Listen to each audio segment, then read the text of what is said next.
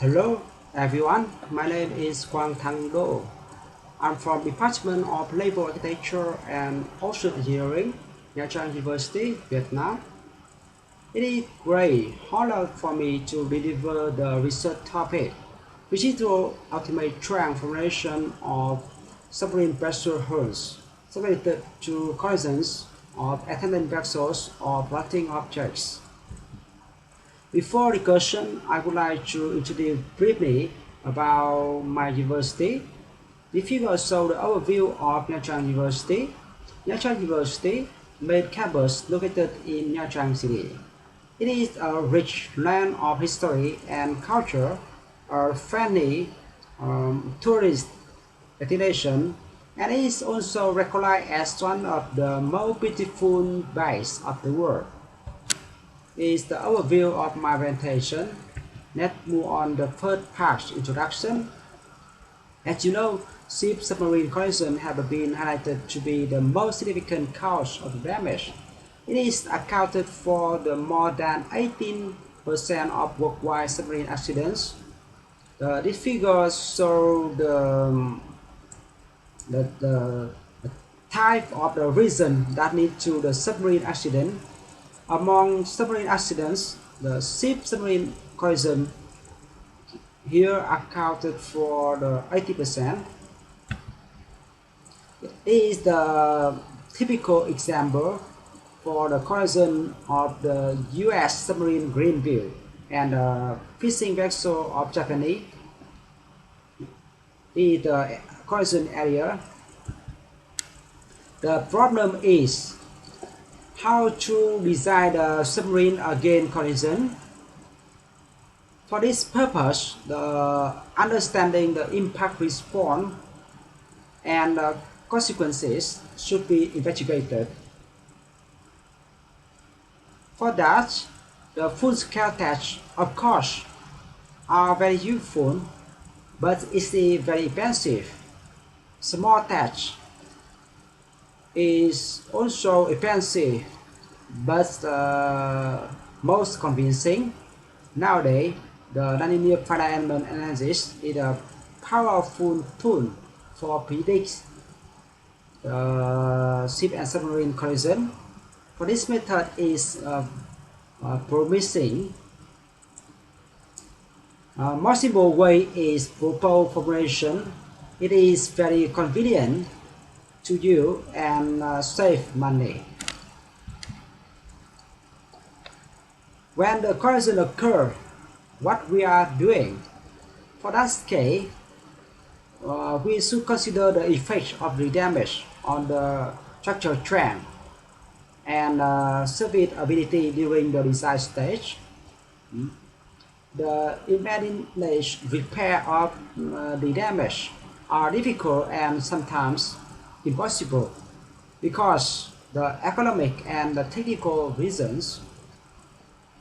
Until recently, there were no consistently reliable formulation or rule for predicting the residual strength of submarine pressure hull under ship collision.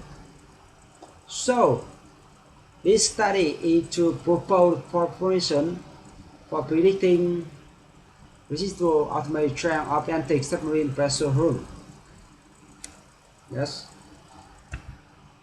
As mentioned before, the small-scale model test is very useful.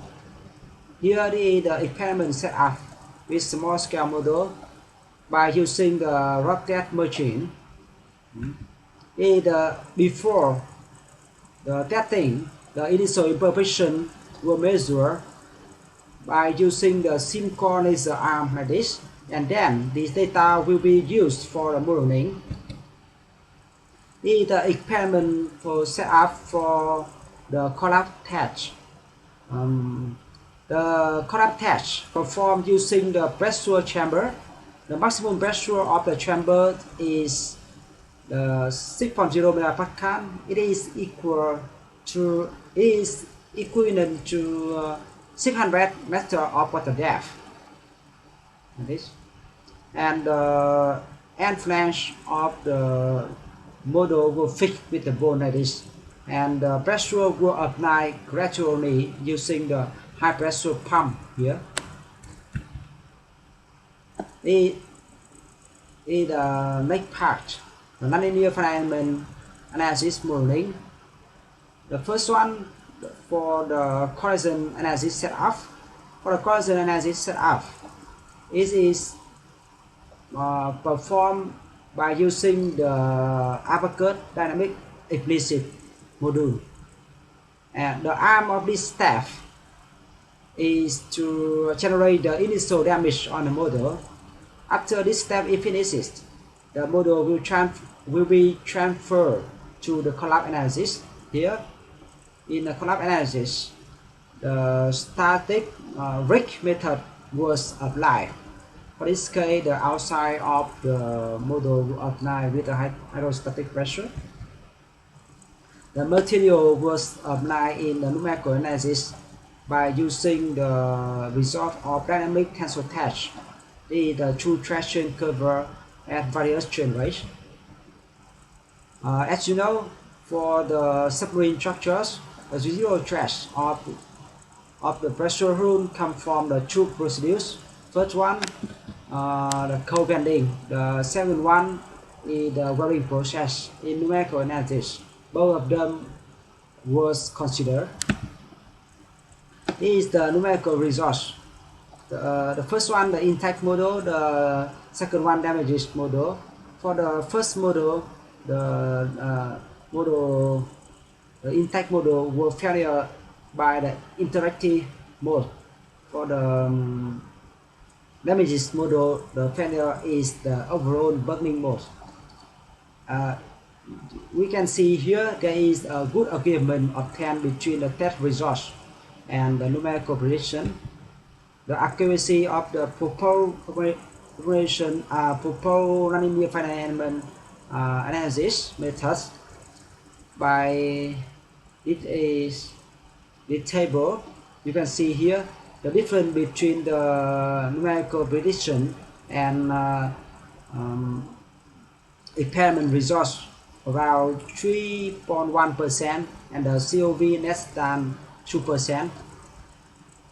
So that was the next part. After finish seeing validating the numerical methods, we perform the parametric study. In parametric study, we selected some actual submarine design concept. The dimension will be indicated in this table. For example, the RS1 is the class 2 line submarine type. It is the part of the modeling.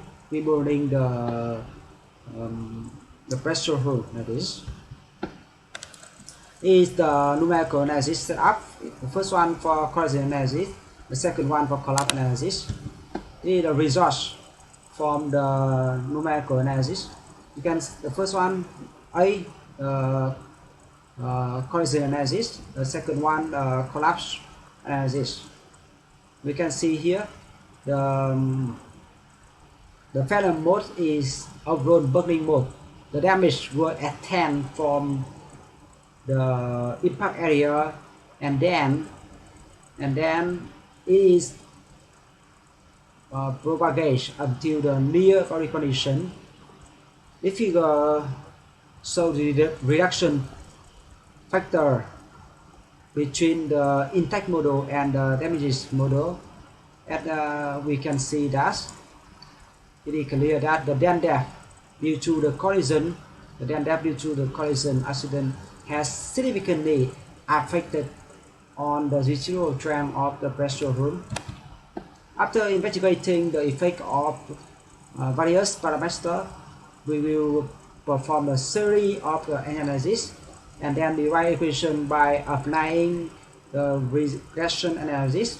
You can see here this one the mean equation and this one the design equation. For mean equation, RU that means reduction factor, P dam that means the collapse pressure of damage model, P in the collapse pressure of intact model, delta D is the dam depth, non-dimension dam depth. For the P-in, we can calculation by this equation. When the P-in and delta D are known, we can easily calculate the corrupt ratio of damage model. Here, the way how to calculate the delta D that means the non-dimension and depth. For this equation, we have some factor we explain like this. And finally, the accuracy of the formulation and were confirmed by comparing with the experimental results. As we can see here, the difference between the precision of formulation and that results around 2.6% and the COV less than 3%. Let's finish my presentation by some conclusion. First, for the first time, the simple empirical formulation has been derived successfully to predict the residual automatic trend of redundant submarine pressure hull under hydraulic pressure. This formulation has a good accuracy and reliability, and formulations are simple to use for the goal of the initial design and serviceability in this state submarine pressure hull related to the collision accident. Let's finish my presentation. Thank you very much.